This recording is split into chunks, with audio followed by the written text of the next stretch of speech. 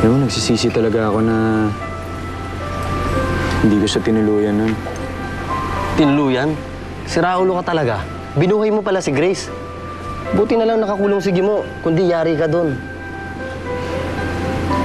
Abangan ko siya ulit dun sa stasyon bukas. Mga alas 9 ko siya nakita dun eh. Subukan ko ulit. Tapos, popormahan mo siya? Hindi. Ano lang, mangangamusta lang ako. Kunwari ka pa eh. Alam mo, Rico, kilala kita.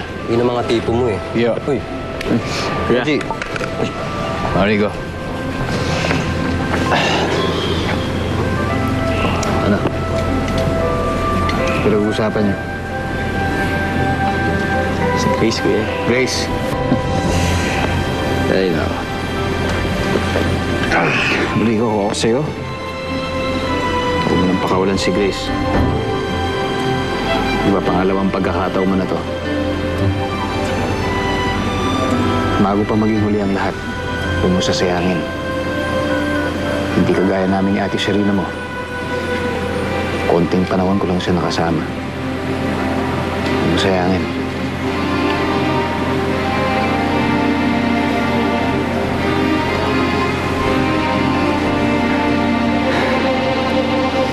Ano pa ba dyan? Oh, ito. Ayoko na. Para kay Grace. Straight.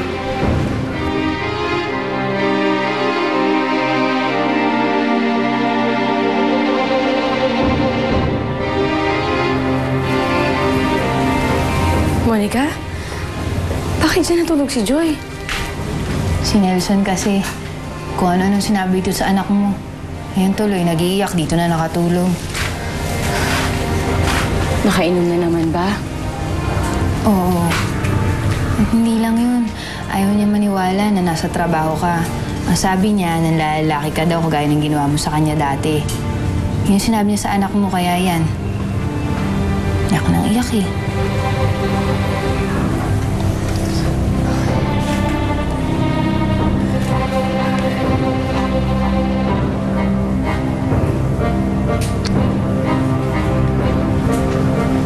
Sige na, matulog ka na. Tulog na kayo ni Joy.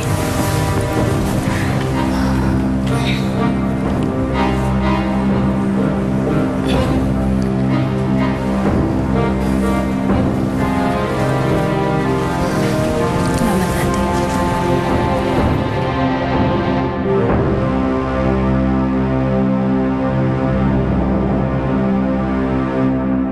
Anak, tulog ka na ha? Maaga pa yung school mo bukas. Yan na. Sige na. Read mo po muna ako ng story, Daddy, bago ako mag-sleep. So, read kita? Sige.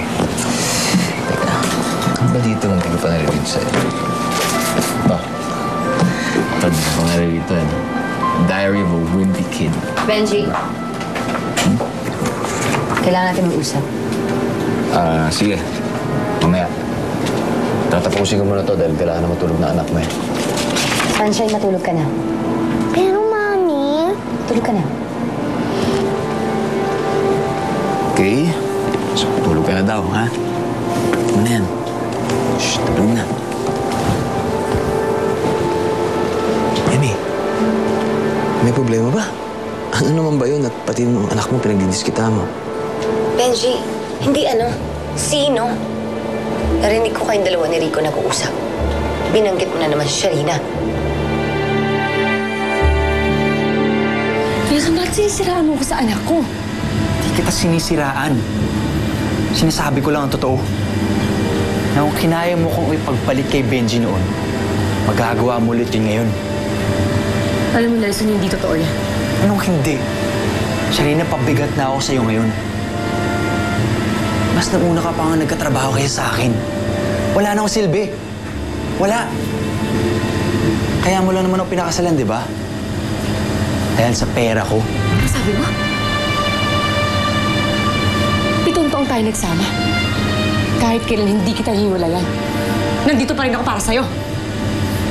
Hindi mo ako maiwanan dahil nakatali ka sa akin.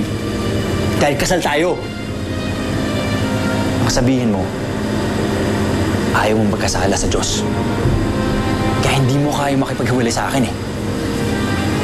Ang totoo, kahit kailan, Hindi mo ako minahal. Si Benji pa rin ang laman niyang puso mo eh.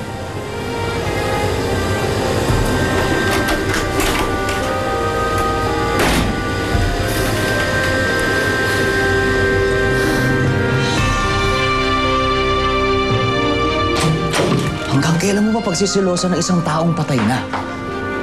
Kapag binura mo na siya sa alaala mo, patay na nga si Sharina pero kaagaw ko pa rin siya sa'yo. Emi, minahal ko si Sharina. Kahit anong pilit ko kalimutan siya, hindi ko magagawa.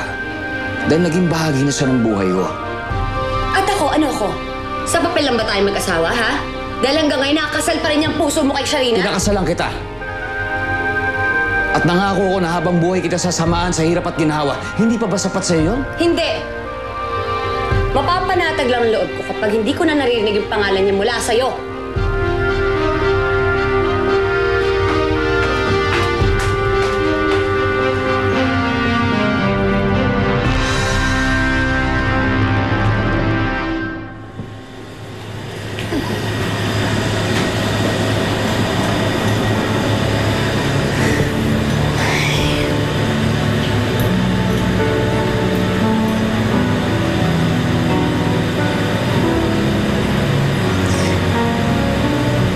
Sorry ha.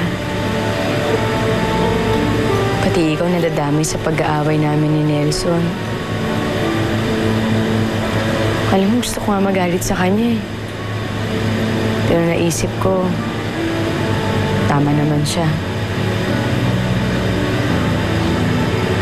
Kahit kailan hindi nawala sa isip ko ang tatay mo. Dahil hanggang ngayon,